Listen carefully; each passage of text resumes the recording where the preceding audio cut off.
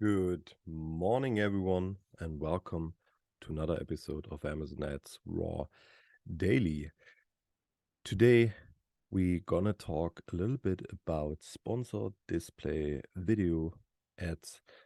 And before we start with that, I want to talk about yesterday's episode. So I just started this podcast a couple of days ago, and I'm still figuring out what's the best cadence for me to record stuff.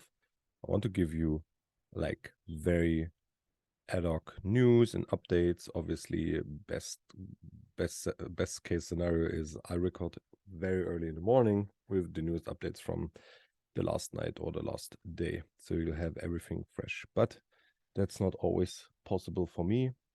So yesterday I needed to record somewhere else, somewhere outside of my own home office where I have like a, let's say, a better microphone. And I realized that actually the AirPods Pro are not having a very good microphone. The sound is awful. So yeah, along the way you'll figure out together with me, or I'll figure out, and you can listen to that if you want so. What's the best way to actually record the podcast? And with that, let's talk about sponsored display video. Yesterday, I saw a post on LinkedIn from somebody talking about a specific placement. So it was on the product detail page, and it was the rectangle placement right below the actual product listing. So whenever you go on a product detail page, you have your listing with the title and the bullet points, and then directly on the right side below that, actually on the desktop, it's on the below on the right side. Not sure about the mobile layout, but on the desktop it's on the right side below this one. And this was a sponsored display video ad, and this ad was actually driving, also it's automatically playing, and because it's automatic playing, it's kind of a very distractive format. So I was assuming, or was thinking, that when a person looks for something and goes on a product detail page, and then you'll have within your viewport, meaning you don't have to scroll because it's right in the bottom right corner of your desktop screen, an ad which is running and which is, other than the main listing image, moving and changing and therefore distracting you, and our brains are actually wired in a way that we have to watch what's moving and what's changing. So that's kind of distracting, and eventually it's also not just distracting your attention, but it's distracting also your clicks away from the image. So there's two things about this. What I was thinking first, I was thinking, why would Amazon allow this format to be there? Because I would assume somebody goes on a product detail page and then sees such a video, gets distracted, and clicks on the video, then it's more likely that he might end up buying the other product, the product which had the video, and distracting the customer, than maybe buying the original product. So Amazon would kill the conversion rate of the original product in some way by letting this video format be autoplay there. On the other hand, maybe Amazon knows the conversion rate for that particular product and that particular customer is lower than it would be for the other product, and therefore it's allowing the other product to be actually as distractive as possible to kind of draw the attention from the customer away to make the sale over there.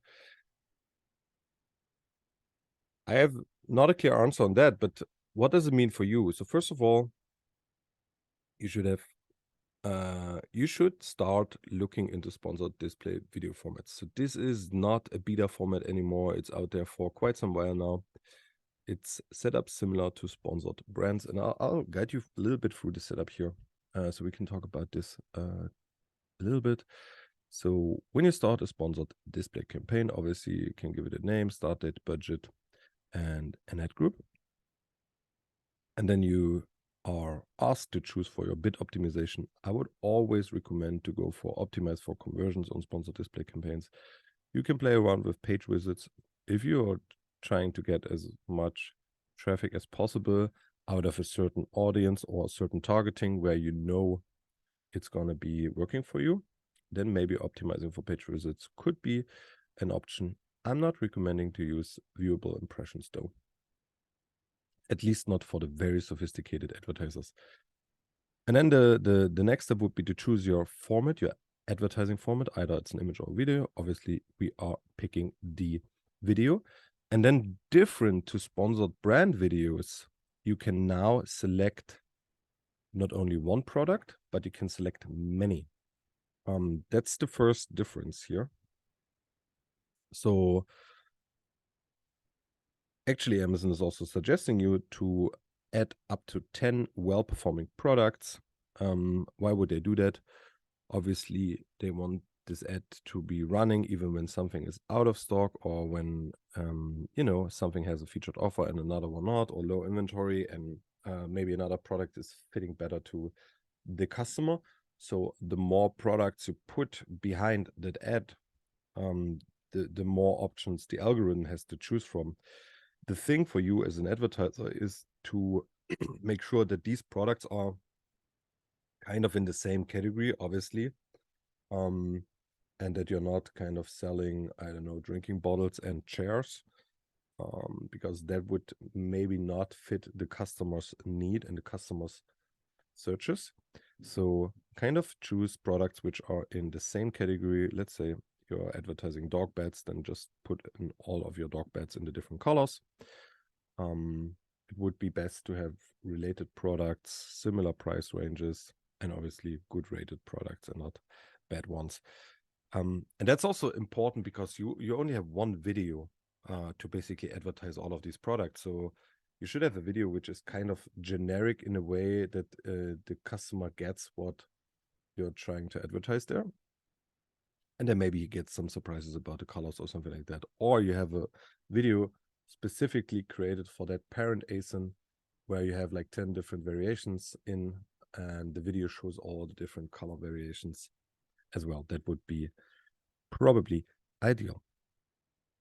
So yeah, you can choose a couple of products to advertise, which is the first difference. And then you choose your targeting options, either contextual or audience-based, and then you can choose the normal, let's say, amount of audiences. So you have like 20 audiences you can choose you can add per ad group.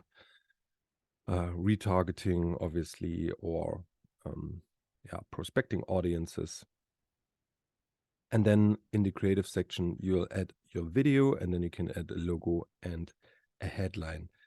What I realized is once you add a headline, this will eventually replace the original title of the products. So assuming you have multiple products behind it and they are not all the same, let's say dog bed, but they are like dog leashes, a dog bed, and a dog car seat cover, then eventually you want to have a generic headline which says like shop accessories for dogs. Maybe come up with something more creative and a little bit better, but something as generic as that. Or don't use the headline. You can also not choose to use the headline, and then you'll get the video will get a dynamic headline based on the actual advertised product, which I think is great too. And yeah, with that you can launch your campaign, and then obviously sponsored display has the highest placement impression share on product detail pages. So whenever you set up a sponsored display campaign, you will either be serving on product detail pages, or you will be serving outside of Amazon, depending on your targeting settings. So this can be used as a defensive mechanism, also to distract customers from your own products towards another product, or you can also use it for aggressive advertising on other competitor products to make sure you're getting the sale. All right.